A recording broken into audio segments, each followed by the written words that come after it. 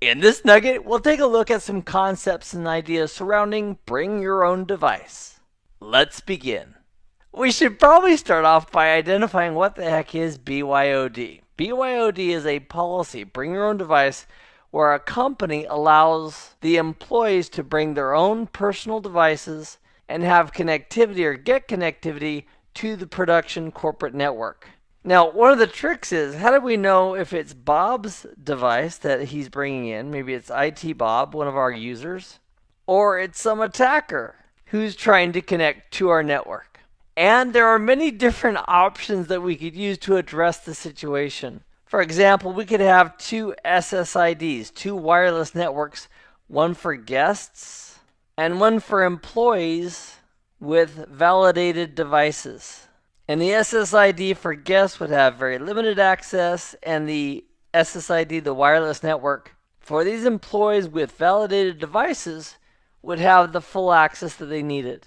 And for more information on setting up SSIDs and working with access points and wireless LAN controllers, I would refer you to our CCNA wireless course and those nuggets regarding those wireless specific details.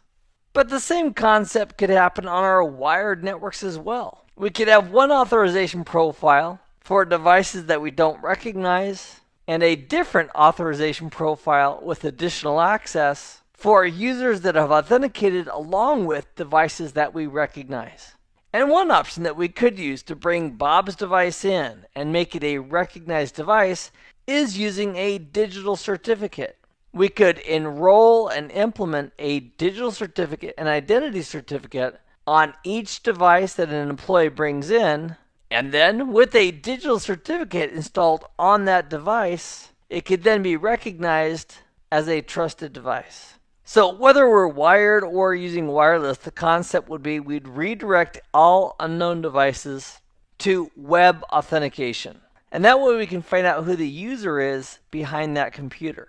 And for the details on setting up that redirection for web-based authentication, I would refer you to the nugget with that same exact title called Web-Based User Authentication. And then once we've authenticated the user and we know who the user is, we could redirect the user for provisioning. So if this is a wireless network, perhaps our guest wireless network has the components ready for the provisioning.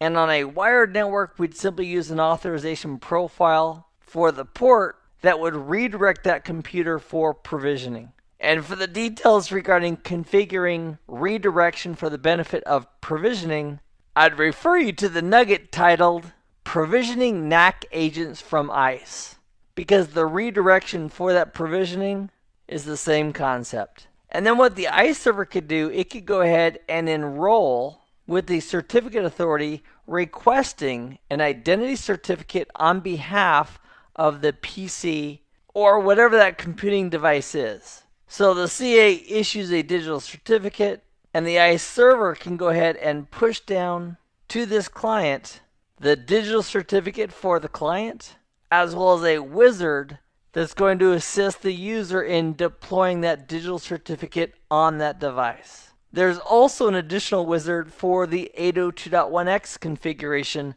on this device. So this is Bob's computer that he brought into the company.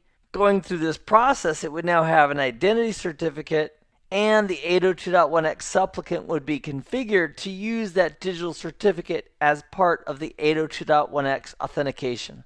And then once the 802.1x is configured, the supplicant is going to send an EAP message, which is going to trigger the 802.1x authentication.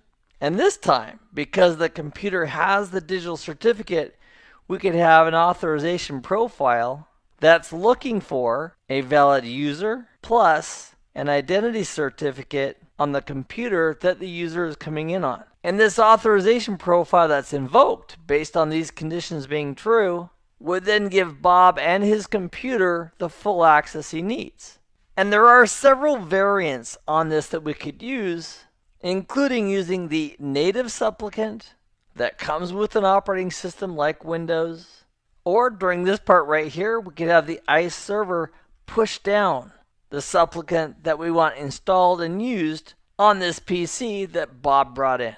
In this nugget, we've taken a look at some of the options that might be used to onboard a device that is brought in by the user, including redirecting the user for initial authentication on an unknown device, redirecting them to provisioning services, including installing an identity certificate on that device, as well as configuring or downloading and configuring an 802.1x client, and then using the 802.1x supplicant to authenticate, and as part of that authentication, use the newly installed identity certificate. And as a result, we can use an authorization profile giving additional access for that user and computer that are coming into the network. I have had a great time in this nugget. I'm glad you joined me for it. I hope this has been informative for you, and I'd like to thank you for viewing.